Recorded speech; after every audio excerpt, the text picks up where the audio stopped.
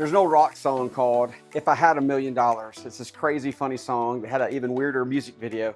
But it talks about if I had $1 million, all these things. And at the end of it, it says, I'd be rich.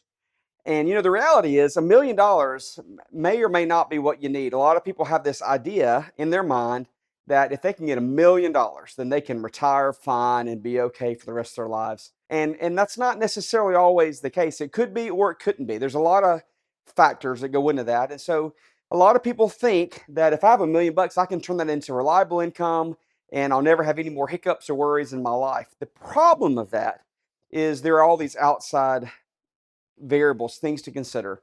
There are things like longevity. There are things like health. There are things like when do you turn on Social Security? There's housing issues. There's all these different things you have to think about.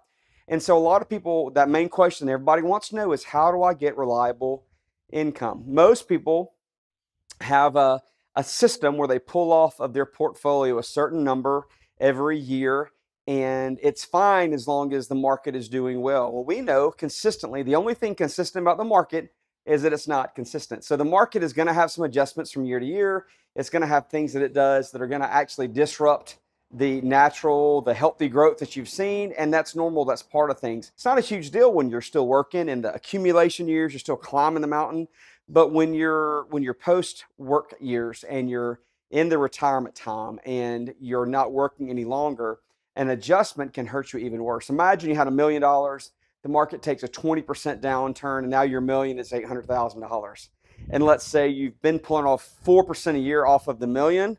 Easy math, that's $40,000. And let's say you had some health concerns come up and you need some extra money that year, and your $40,000 was not, it's no longer $40,000 that you need that year, it's actually 50 or 55.